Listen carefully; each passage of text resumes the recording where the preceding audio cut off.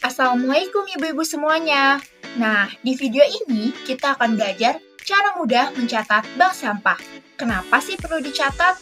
Karena dengan pencatatan yang rapi, kita bisa tahu siapa saja yang sudah setor sampah, berapa banyak yang terkumpul, dan tentu saja berapa uang yang kita dapat.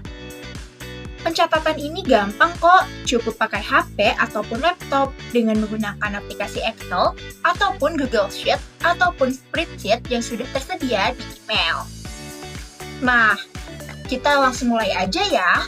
Pertama, kita akan melakukan pendataan bank sampah untuk setiap bulannya.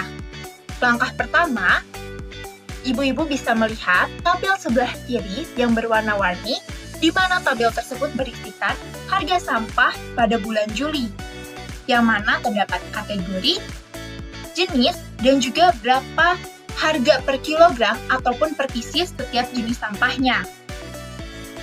Selanjutnya, setelah ibu-ibu menyesuaikan dengan kebutuhan jenis sampah pada setiap bank sampah, ibu-ibu bisa langsung ke tabel nasabah, di mana ibu-ibu dapat mengubah nama nasabah sesuai dengan kebutuhan. Misalkan pada tabel ini namanya Unai. Yang selanjutnya, setelah pengisian nama nasabah, ibu-ibu bisa memilih jenis sampah yang disetorkan oleh nasabah. Di sini terdapat 37 jenis pilihan sampah yang sudah disediakan oleh kami. Namun, apabila ibu-ibu memiliki jenis sampah yang tidak ada pada drop-down, ibu-ibu bisa menambahkan dengan mengklik tanda pena di bawah, lalu men-scroll ke bawah, dan memasukkan add another item, yang kemudian mengetik jenis sampah yang diinginkan, contohnya kardus, dan mengklik done. Lalu mengklik apply to all. Dan jenis sampah yang ditambahkan dapat dilihat pada barisan paling bawah. Namun, pada contoh ini saya akan menggunakan ember campur sebagai percontohan, yang kemudian setelah memilih jenis sampah, kita dapat memasukkan seberapa banyak berat kilogram atau pieces dari nasabah yang menyetorkan kepada bank sampah. Contohnya pada ember campur, Unai menyetorkan 2 kg ember campur, yang kemudian ibu-ibu bisa menekan enter, dan harga serta totalnya otomatis muncul di sisi sebelah kanan. Di sebelah kanan, terdapat grafik yang menunjukkan presentasi kategori sampah di bulan Juli, di mana ini adalah grafik yang memperlihatkan keseluruhan jenis sampah pada bulan Juli dari semua nasabah yang telah diakumulasikan.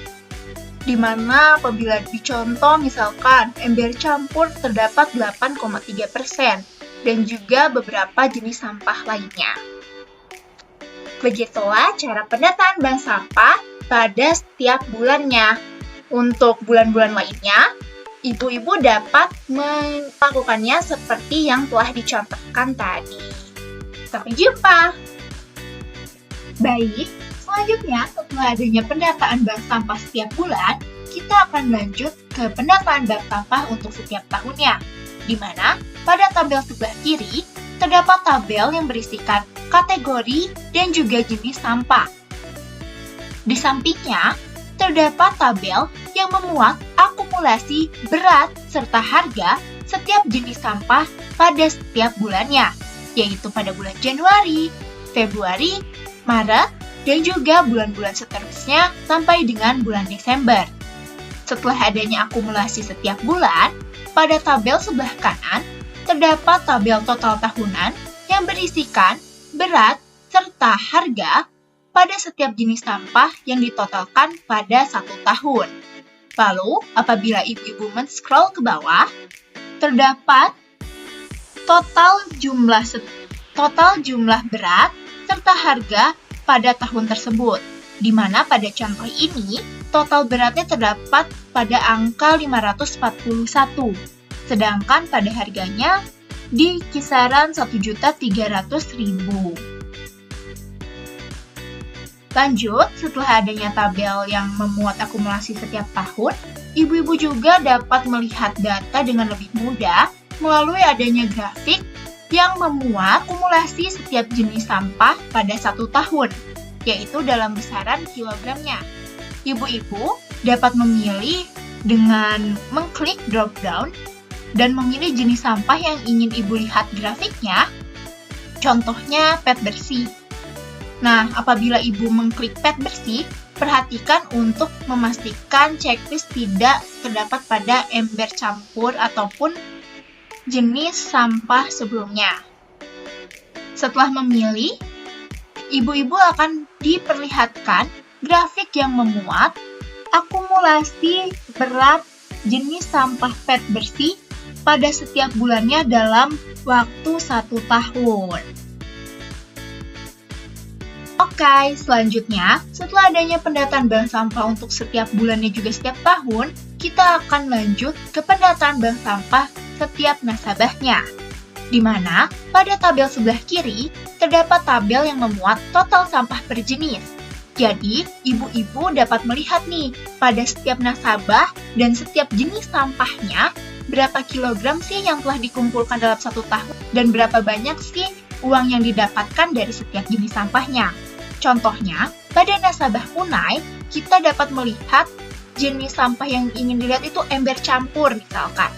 Nah, kita dapat melihat nih, dalam 1 tahun, Unai menghasilkan 38 kg ember campur dengan total penghasilan harganya 57.000. Nah, ibu-ibu bisa juga nih mencoba jenis-jenis lain yang telah tersedia di drop-down. Lalu, kita lanjut ke tabel di sampingnya, di mana memuat berat, satuan, dan juga total harga sampah secara keseluruhan yang tidak dibeda-bedakan nih jenis sampahnya.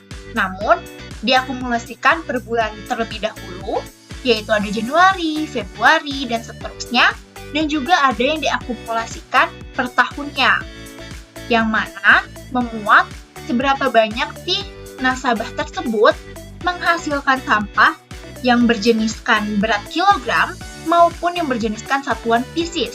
Dan pada akhirnya akan memuat hasil total harga yang didapatkan nasabah dalam waktu 1 tahun pada bank sampah.